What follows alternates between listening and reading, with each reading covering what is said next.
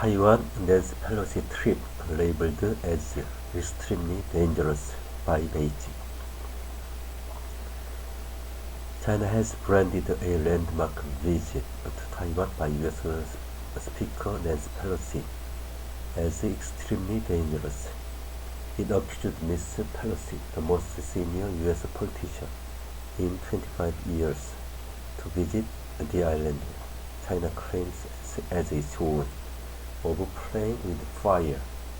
Those who play with fire will perish by it, Beijing warned in a statement. Ms. Pelosi said her visit honors America's unwavering commitment to supporting Taiwan's vibrant democracy and did not contradict U.S. policy. As her plane touched down, Chinese state media reported that its military jets were crossing the Taiwan Strait.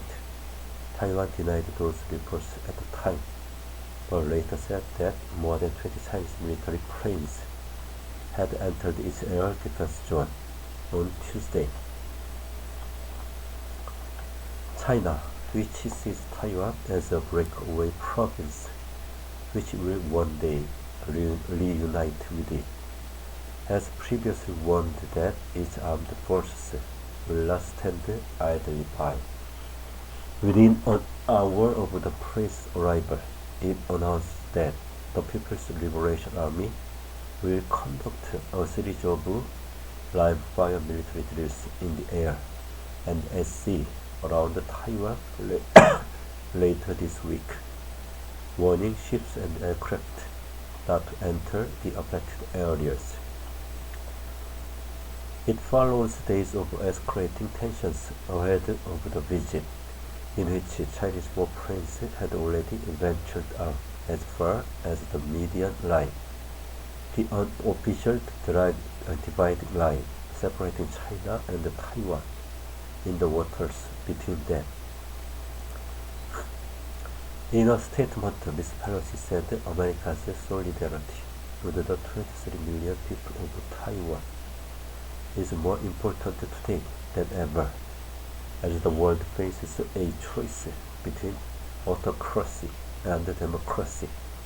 And in an article published in the Washington Post newspaper at the same time, Ms. Pelosi also wrote that Taiwan's robust democracy is under threat in the face of the Chinese Communist Party's CCP accelerating aggression.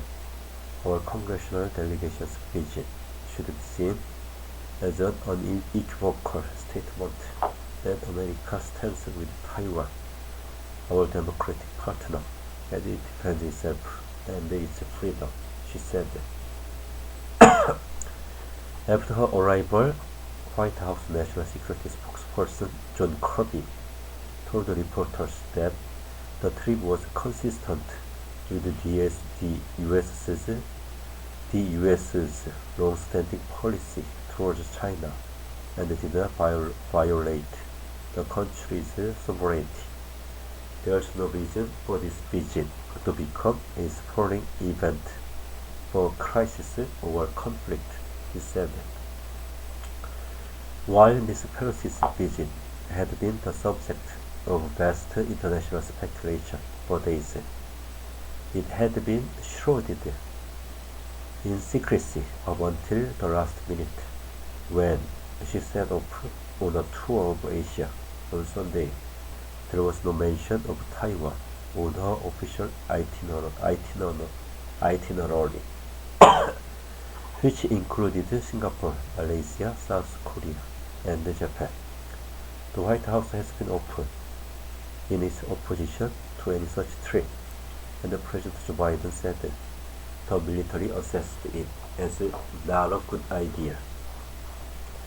But after Ms. Pelosi landed, the White House spokesman John Kirby told CNN this visit was similar to previous trips by other officials. There is no reason for this to erupt into conflict. There is no change to our policy. This is absolutely consistent with it, addressing the strong reaction from China, he said. The United States is not going to be intimidated by threats. China exerts international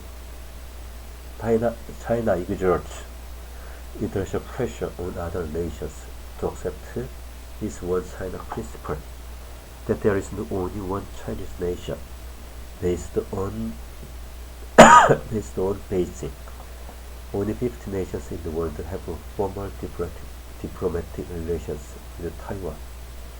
Long-standing U.S. policy has been to recognize the Beijing government, but also maintain robust unofficial relations with Taiwan.